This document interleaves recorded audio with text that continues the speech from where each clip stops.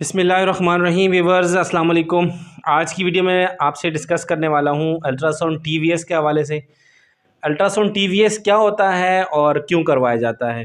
Ultrasound TVS यानी कि trans vaginal scan, इसको समझने से पहले हमें यह समझना पड़ेगा कि आम तौर पे जो अल्ट्रासाउंड है वो क्या होता है। हम जो अल्ट्रासाउंड करते हैं अपनी पेल्विस की बीमारियों के लिए, पेट की बीमारियों के लिए या बच्चे के लिए, आम तौर पर हम वो पेट के ऊपर एक प्रोब होती है, उस प्रोब को पकड़कर पेट के ऊपर घुमाया जाता है और उसको फिर मशीन में देखा जाता है। उसको हम एक नॉर्मल, एक सादा अल्ट्रासाउंड कहते हैं। और हमारी मेडिकल की टर्म में, हमारी अल्ट्रासाउंड की टर्म में, उसको हम TAS यानी कि ट्रांस एब्डोमिनल स्कैन कहते हैं।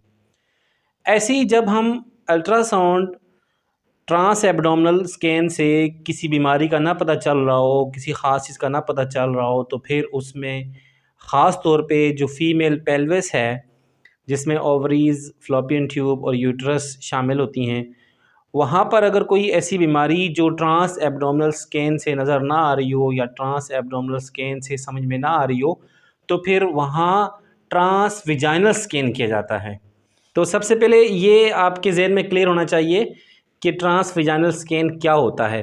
देखें, जैसे ऊपर से प्रोब घुमाकर अल्ट्रासाउंड किया जाता है, वैसे ही फ़ीमेल की जो विजाइनल ट्यूब होती है, जो विजाइना होती है, जहाँ से बच्चे की बर्थ होती है, ठीक है, वो जो विजाइनल ट्यूब है उसके ज़रिए अंदर जाकर अल्ट्रासाउंड किया जाता है। और एक स्पेशल किस्म की प्रोब जिसको हम ट्रांस विजाइनल प्रोब कहते हैं, वो प्रोब विजाइना के अंदर इंसर्ट की जाती है और उसके बाद अंदरूनी जो ऑर्गन्स हैं, यूट्रस, ओवरीज़ और फ़्लोपियन ट्यूब, उनको देखा जाता है। अब हम बात कर लेते हैं कि ट्रांस विजाइनल स्कैन की ज़रूरत क्यों पड़ती है और ट्रांस विजाइनल स्कैन करवाना चाहिए या नहीं करवाना चाहिए, और ट्रांस विजाइनल स्कैन किन लोगों के लिए मुफीद हो सकता है। सबसे पहले हम ये डिस्कस कर लेते हैं कि ट्रांस विजाइनल स्कैन की एक्चुअल में ज़रूरत भी होती है या नहीं। देखें, तकरीबन तमाम मसाइल अल्ट्रासाउंड से हम देख लेते हैं जो पेल्विस के होते हैं। जो ट्रांस एब्डोमिनल हम स्कैन करते हैं, यानी ऊपर से जो हम अल्ट्रासाउंड करते हैं, उसमें ज़्यादातर जो डिसऑर्डर्स हैं पेल्विस के, जो इमेजिंग में नज़र आने वाले होते हैं, वो नज़र आ जाते हैं। हम उसमें मुख्तलिफ़ किस्म के मासेस को भी डिफ्रेंशिएट कर सकते हैं कि एक्चुअल में वो मास क्या चीज़ है।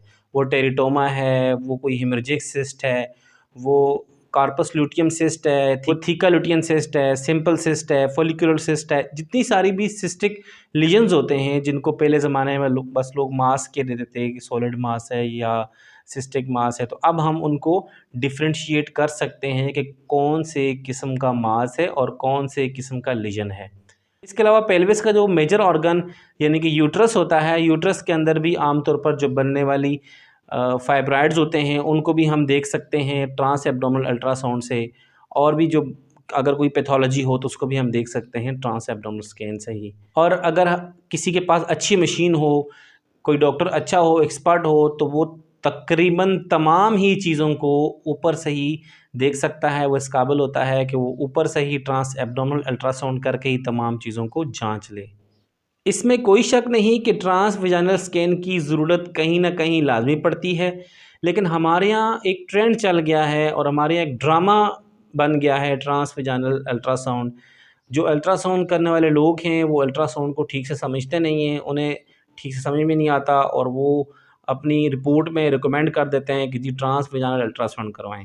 अगर आप अच्छी जगह से अल्ट्रासाउंड करवाते हैं तो वहाँ पर एक तो वो ट्रांस एब्डोमिनल से ही कोशिश करते हैं चीज़ों को क्लियर करने की, और अगर ट्रांस एब्डोमिनल से कोई चीज़ कंफर्म ना हो तो उनके पास ट्रांस वजाइनल प्रोब मौजूद होती है। वो उसी वक्त उन्हीं पैसों में उसी अल्ट्रासाउंड के दौरान ट्रांस वजाइनल स्कैन उस औरत से पूछकर, उस मरीज़ से पूछकर कर देते हैं।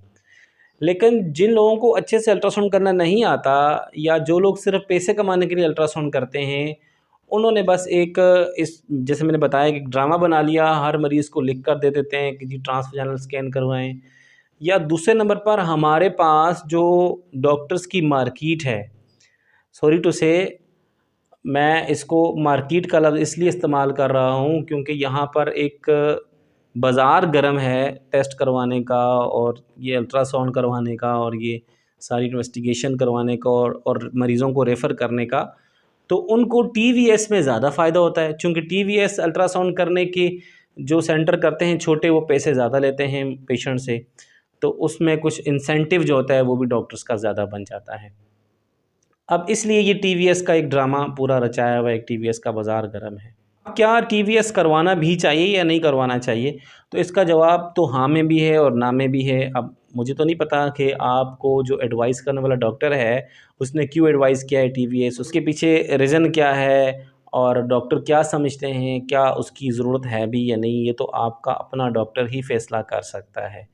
लेकिन मैं आपको कुछ पॉइंट्स ऐसे यहाँ बता देता हूँ जिनकी मदद से आप के लिए फ़ैसला करना आसान हो जाएगा कि आपको टीवीएस करवाना चाहिए या नहीं करवाना चाहिए। सबसे पहले तो अगर कोई यंग लड़की है जिसकी अभी शादी नहीं हुई, उसको टीवीएस से अवॉइड करना चाहिए। उसको अपने डॉक्टर से रिक्वेस्ट करना चाहिए कि वो अच्छी जगह से, अच्छी अल्ट्रासाउंड की मशीन से ट्रांस एब्डोमिनली उसका अल्ट्रासाउंड करवा ले ताकि चीज़ों का पता चल जाए। और अगर किसी के पास पैसे हों, कोई किसी की अफोर्डिंग का मसला ना हो, तो अल्ट्रासाउंड टीवीएस के बजाय एमआरआई पेल्विस बहुत अच्छा ऑप्शन होता है। उसमें हमें चीज़ें बहुत ही क्लियरली, बहुत ही वाज़िया होकर नज़र आ जाती हैं। लेकिन चूँकि वो थोड़ा मज़ीद एक्सपेंसिव होता है, तो इसलिए वो करवाना भी बहुत सारे लोगों के लिए मुश्किल होता है। इसके अलावा अगर नॉर्मल अर्ली प्रेगनेंसी है, कोई प्रॉब्लम नहीं है, तो उसमें भी टीवीएस से अवॉइड करना चाहिए, टीवीएस नहीं करवाना चाहिए। बाकी जो हमारी बूढ़ी ख़वातीन होती हैं, जो एजड ख़वातीन होती हैं, अगर वो टीवीएस करवाएँ तो टीवीएस करवाने में कोई हर्ज नहीं है, करवाया जा सकता है। अच्छा, अब टीवीएस करवाते क्यों हैं? जो अच्छे डॉक्टर्स होते हैं, जो समझदार होते हैं, जो रेडियोलॉजिस्ट होते हैं या जो अच्छे फिजिशियन होते हैं, वो टीवीएस इसलिए एडवाइस करते हैं अगर उनके पास ये सहूलत मौजूद नहीं होती, जब उनको ट्रांस एब्डोमिनल स्कैन में किसी भी लीजन का कंफर्म नहीं हो रहा होता या वो उसको अच्छे से देख नहीं पा रहे होते। बहुत दफ़ा जो फैटी पेशेंट होते हैं, मोटे पेशेंट होते हैं, उनमें बहुत सारी चीज़ें छुप जाती हैं, बहुत सारी चीज़ें अच्छे से डायग्नोज़ नहीं हो पाती, तो उन लोगों को फिर ट्रांस वजाइनल स्कैन एडवाइस किया जाता है। अब थोड़ा-सा मैं ओवरव्यू यहाँ दे देता हूँ कि ट्रांस वजाइनल स्कैन में करते क्या हैं। जैसे ट्रांस एब्डोमिनल स्कैन में मरीज़ को पानी पीकर पेशाब रोकना होता है, उसका मसाना भरता है, तो फिर उसका अल्ट्रासाउंड किया जाता है और अल्ट्रासाउंड में चीज़ें नज़र आती हैं। जब ट्रांस वजाइनल स्कैन करना होता है तो उसमें मसाना भरने की ज़रूरत नहीं होती, बल्कि अगर फ़ीमेल ने पेशाब रोका हुआ होता है तो उससे पेशाब करवा दिया जाता है। उसको कह दिया जाता है कि आप पेशाब कर लें, मसाना खाली कर लें, चूँकि ट्रांस वजाइनल स्कैन के लिए मसाना भरने की शर्त नहीं होती।